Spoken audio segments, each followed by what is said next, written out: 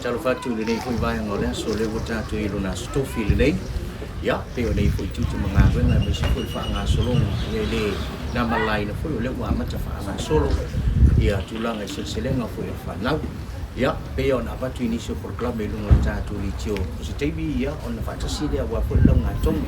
ya lo ma fa na ya lo o ina nei le tato on wa firma la le wa ma faccia si vale firma to mai tai kule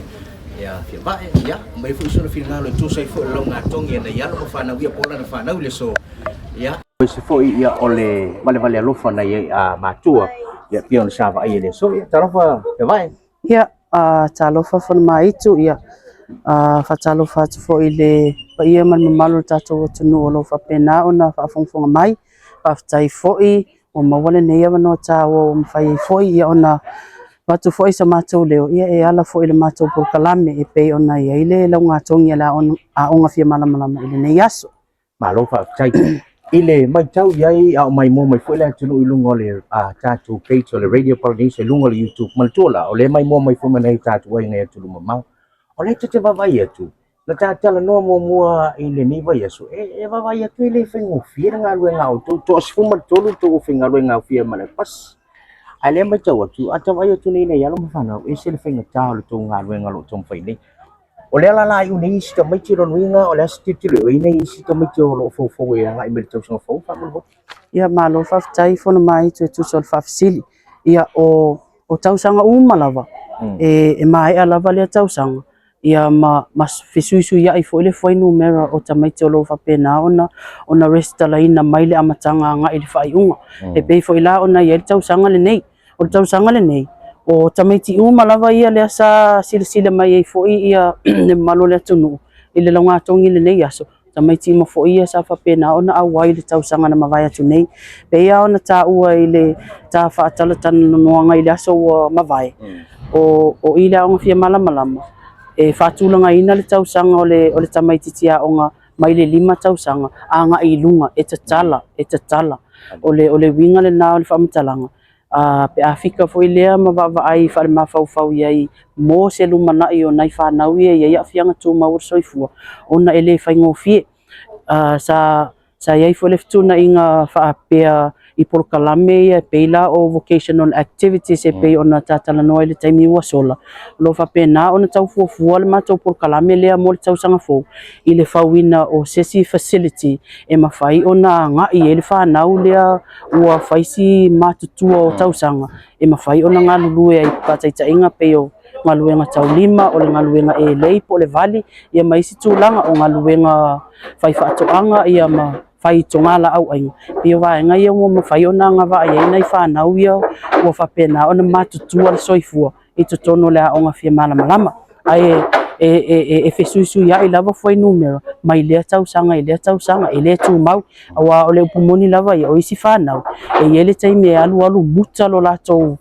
fi awai mai i to tono le onga e makwa i musu lava ia tamai titi sau e fa iloa mai foi nei matua ele tu ai i lo lato mana e au mai fa na le ai tu lava le faitali o tamai titi le anga e faisi ese mamau ma tato lo fa pena ona ato ia le soifua le tino ia matulanga fa pena malo sa no manatu ia ona ole e ia ta pena nga muli tatu wa ole ia e faititi fo ia mrisi mia ia e tau funa faisi tala lo fionga tumati kule malau staff aule ita ape wale fa pia tu uani to mitia on ai faile tatu parents stay da so fu e to lua tatu volunteers tasi jan ia le mai New Zealand po kalame foi la le mai New Zealand ia le fa pe to le mai ile to so fu ia ma oti la lua to sanga lana kon kalake le ia volunteers ia mai le po kalame foi le check up o isi fa mo foi le ia vai fa mo le to ini si volunteers so so ni tatu moni le sau noanga fa tai mo fa sili o tu langa ye tato volunteers ia e lata lo ina fa ai ule kon karate le volunteer ona toi apalai fo ila ia ole onga e ko sa ili se isi fo volunteer ina ia ona i motu le au nanga le nga e se ta ua o volunteers ia nga i mai ton e o mai fo e fa solo la to fo ilo malo la to fo ito mai awale le approaching of ana we ia fianga tu mau soifua malo fa tai o te manatu mai mo mai na tātou tu pela manu whai atu. O le ua mawha lave la sone, au le i fufuanga i tau wha mai ale tātou a onga ui o lea. Wha te tele lava le whionga le tamai te pule, e mai se whai wasenga o whai a onga, ia o le PTA mai lantou umala vo lango le tātou a onga. Wa le wata vai nei, wana le tau le a onga, le wata sa wata vai nei, e le whai ngofie, po le ale matua o tamai titi, a tangi tamai titi e si e whai a onga, e le se mea whai ngofie, ui o lea. Whaftai tele le lango le tātou tulu, me se fo i nei o tātou ai ngai atu mamau.